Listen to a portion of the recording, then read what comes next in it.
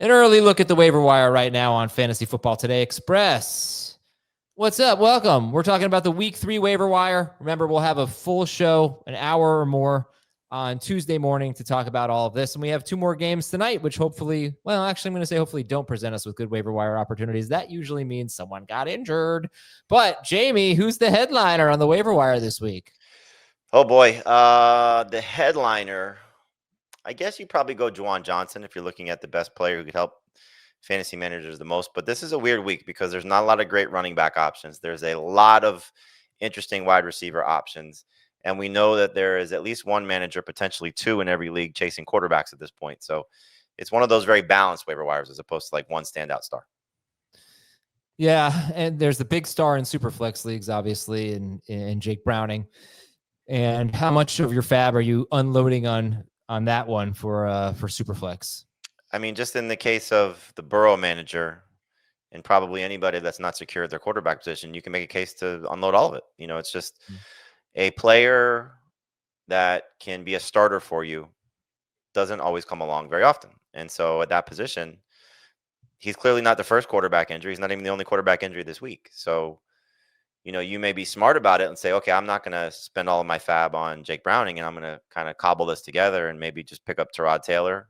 Maybe somebody did not pick up Mac Jones. You drop Spencer Rattler league. I don't think that's a rarity that there's going to be, some of these managers that drafted third quarterbacks, fourth quarterbacks that are dealing with some, roster constraints and having to make some moves. So it's a case by case basis. But yes, in the column, I did make the case that if you need to find a quarterback that averages over 20 points per game in the last time that we saw him as a starter, 22 points per game, for that matter, you can make a case to go spend all of it on Jake Browning.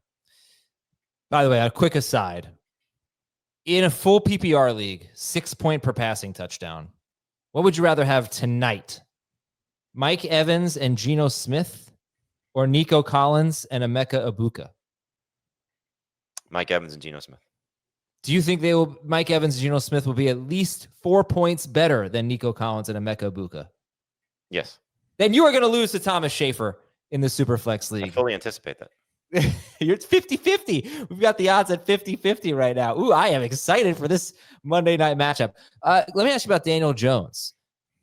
I want to say what he scored yesterday against the Broncos would have been something like 3rd or 4th best against them all year last year. And most of the guys who did better than him were like Burrow, Allen, I think Lamar Jackson, Jameis Winston was one of them. But about 25 fantasy points for Daniel Jones against the Denver Broncos. Is he the Baker Mayfield? Are you buying into it? Cautiously. I think you have to at this point. I don't know if you want to call him the Baker Mayfield or the Sam Darnold, just based on, I don't think he's going to get as high as, as good as a performer as Baker Mayfield, but I think he can get into that number 1 range, based on what we've seen through 2 games. Now, granted, it is 2 games. It's 2 games at home, but you noted one of those is against the Denver Broncos. So to see him come after that Dolphins game and, play competent, they haven't punted yet. The Colts have, so their offense is clearly doing a nice job so far. And I don't think we've seen the full potential of it. We've seen one good game from Michael Pittman. We haven't seen Josh Downs, I think, have, the type of performance that he's capable of yet. Tyler Warren's yet to score a touchdown. And Jonathan Taylor's had some good numbers, just not great numbers yet. So there's still another gear I think that they can get to. It's going to be fun to see what happens in week 3 on the road against the Titans, which, their defense has been sort of hit or miss the first 2 weeks of the season. So Daniel Jones is the number 1 quarterback to get. So Superflex 2 quarterback leagues, you're looking at Jake Browning most likely as the best option. 1 quarterback leagues, like I have Burrow in I think 3 or 4 leagues. He's going to be the guy I go get, and hopefully this Daniel Jones renaissance is something that can, carry on for the rest of the year. Any other quarterbacks you like on the waiver wire? So the priority list I have it right now, and the column should be up on the site probably by the time you're listening to this. So just so everybody's aware, that's, we're doing this for the first time on Mondays. I'm getting the column up Monday afternoons as well, so you can get a little bit ahead of it. The order I have right now, and that could change tomorrow based on some of our conversations, but Jones 1, Browning 2, Bryce Young 3, Rodgers 4. It's a long list. Tua 5, Stafford 6, Darnold 7, Russell Wilson 8, Rattler 9, Mac Jones 10, Tyrod Taylor 11, and Dylan Gabriel 12. Yeah, you're never going to be short of quarterback options. Or how about running back options? We're often short of those. So this is one where there's not exactly a lot of great options here. So we have 2 injuries at the position for this week. One is significant in Austin Eckler. The other one, we don't know the severity yet, and Aaron Jones suffering the hamstring injury. So In the case of the Commanders, this is, I think, the first place you look. And I'm going to lean slightly towards Jeremy McNichols ahead of Chris Rodriguez. And I know that probably sounds strange because Rodriguez was potentially in the mix to be the starter. But I think based on what they've showed us, the first 2 games of Rodriguez being inactive as a healthy scratch, he's probably the backup to Ja'Cory Krosky-Merritt, who hopefully will take a big role in the passing game, but that remains to be seen. I think McNichols, at least based on what we've seen the last couple of years with him on the last year and the start of this season, he's going to fill that Eckler role until maybe Chase Edmonds, so they just signed it today, has a chance to maybe play. But I wouldn't spend a lot of fab on either one of these guys just until we see what happens. But I give McNichols a slight edge. Okay. Bashal Tootin, 75% roster. Definitely pick him up if he's available. Let's take a break and talk about wide receiver. Scadaboo and Trey Benson. I mean, there's a lot of guys that may not be on our site that you can find on other sites. So I think, again, we'll keep hitting this point home. You'll see in the column, we will talk about this on the full-length episode. We cover 10-team leagues through 16-team leagues. I think, that's one benefit of our show is we try to give you all aspects of what the waiver wire could be at every position. And we will do that extensively tomorrow. We'll be right back on Fantasy Football Today Express with wide receivers and tight ends. All right, wide receivers. Last week we were talking about Cedric. Well, before we get there, just a couple other running back names to mention. I think you want to take a look at Tyjae Spears now. He's 2 weeks away from potentially coming back. Stash him if you can. Blake Corum, I know it was garbage time, but Sean McVay had this quote about Corum after the game. He said, I was really pleased with Blake. He's explosive. He's a good football player. I have a lot of trust in him, and then we'll continue to see that moving forward. So I thought that was good today. I don't know if we have a Kyron Williams problem yet, but we should be having a Blake Corum discussion about adding him. And then Tyler Allgeier's got 36 carries in the first 2 games. That's hard to overlook as well, that he's going to, I'm sorry, not 36 carries. He has 26 carries in the first 2 games. So he's not going away. He's not just a backup at this point, and he's clearly a potential superstar if something happens to Bijan Robinson. Apparently it's Bijan again.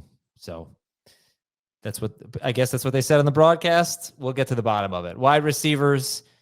Yes. Some of the guys that we talked about last week are still available this week. Who are your favorite wide receivers to get? I have as the top 5 guys against another long list, but I'll save the list for tomorrow. So the top 5 guys for me would be Wan'Dale Robinson 1, Cedric Tillman 2, Rashid Shaheed 3, Troy Franklin 4, Dontavian Wicks, Romeo Doubs 5. The combination of the Packers guys 5. Where's my guy, Christian Kirk?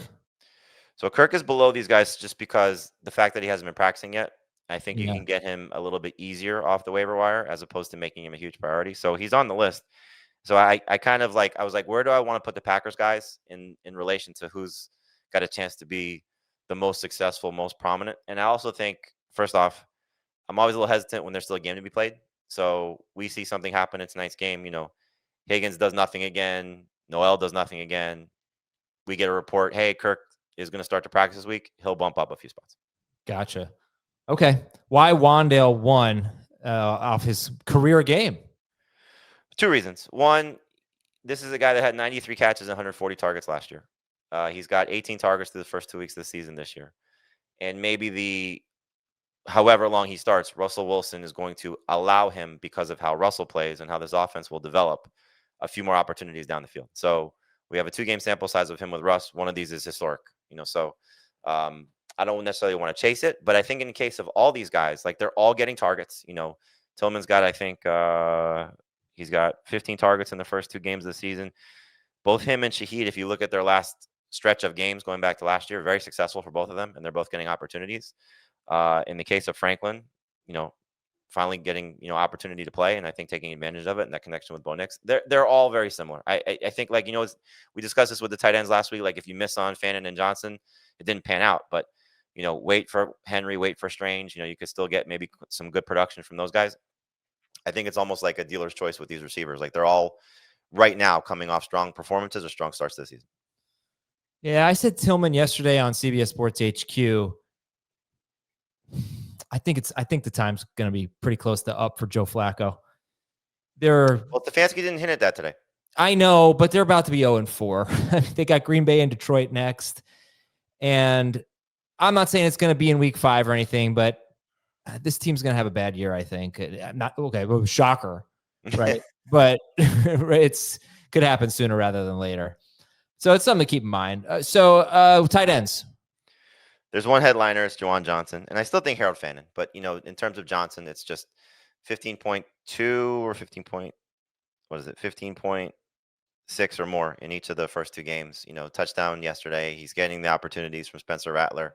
Doesn't look like Rattler's going to lose his job anytime soon from that perspective. So we talked about this on Sunday night. Like, where do you slot him in terms of rest of season at this point? And whether it's top 5 or top 10, he's the number 1 tight end for the foreseeable future. And I think in the case of Fannin, a little disappointing that he didn't build off of his week 1 game, but they were just obliterated in that game against Baltimore. So the fact that he still had 5 catches is something I think that's encouraging. And then the next 2 tight ends, they're only 4 for this week, at least as of now. Isaiah Likely, it's time to stash him. He may return in week 3. Clearly, Mark Andrews has done nothing. And Jatavion Sanders, I remember when Jalen Coker got injured.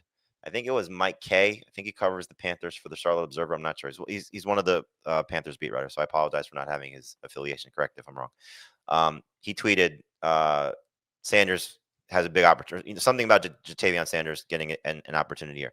55 passes for Bryce Young. However you want to buy into that, whatever it may be. Their next 4 games are very favorable, and Sanders just had 9 targets and 7 catches. So they're looking for somebody to step up behind Teterow and McMillan, and I think between him and Hunter Renfrow, both are worth a look. Coker expected to miss 2 to 4 more games based on his initial estimate.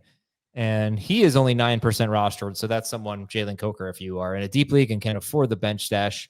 If you have an IR spot, he's already rostered. But if not, could be back within the next month. All right. A lot more names for you tomorrow on Fantasy Football Today, including DS. You know what? Give me a DST. Chiefs. Yep. Yes. What about kicker? Parker Romo?